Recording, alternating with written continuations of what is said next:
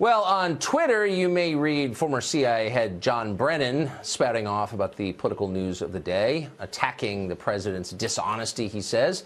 But it turns out Brennan himself is a liar. He's been caught lying. Odd for a government official. Last year, for example, Brennan told Congress that the infamous Steele dossier had no influence at all on the intel community's claim that Russia interfered in the 2016 election.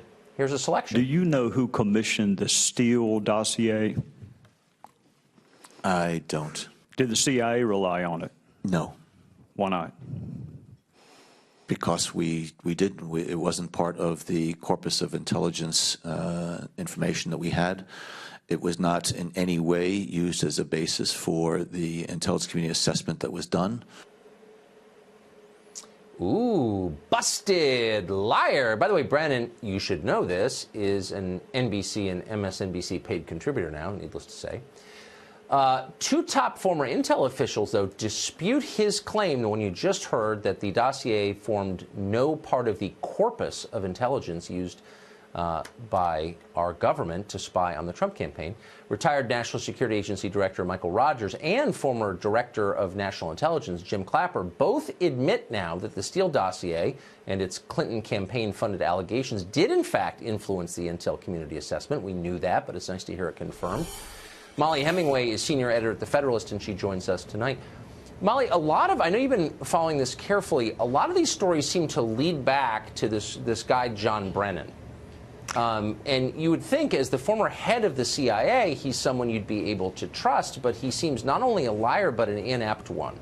Am I misreading this? We have a problem with multiple heads of intelligence agencies, and that does include Brennan, who has a history of lying specifically about spying on American citizens. So it's difficult to hold him, take him seriously. But we've also had problems with falsehoods being said also by James Clapper, who gave inconsistent testimony about his leaking to the media. And we have also had problems with James Comey himself, whether he understands what a leak is and how he has been involved in it. But one of the things that's interesting is Clapper and Comey have been so much a part of this story, and we've seen their names a great deal. But Brennan has been able to kind of stay out of the limelight until recently, where people are starting to piece together just how integral he was to the entire Russia narrative. So, for instance, there was a time. Well, please go ahead. Yeah, he actually launched the investigation. He has bragged about how he was involved in launching the investigation. He also was really key in briefing Harry Reid, which Harry Reid has said he understood that he was being briefed by Brennan specifically so he would leak that information and get it out to the media and also pressure James Comey. And then, these other things that are interesting that are coming out now about how he claimed that the dossier wasn't used, which made no sense already because we know the dossier was used to secure a wiretap against someone in the Russia investigation.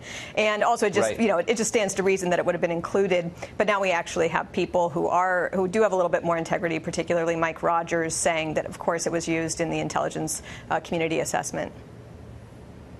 It's becoming clear that a lot of the secrecy surrounding these activities is designed not to protect the United States from foreign threats, but to protect the misdeeds of the people gathering the intelligence. It's CYA.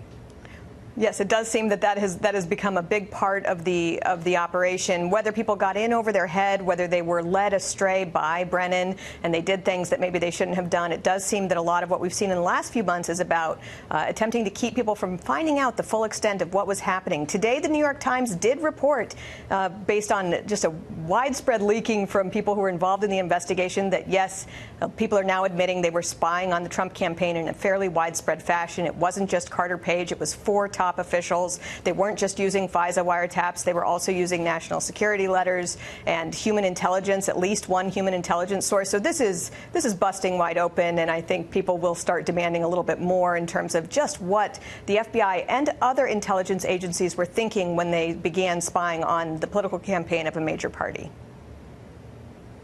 Liberals used to be worried about things like this, not anymore. Molly Hemingway, thank you. Thanks for that. Thank you. Appreciate it.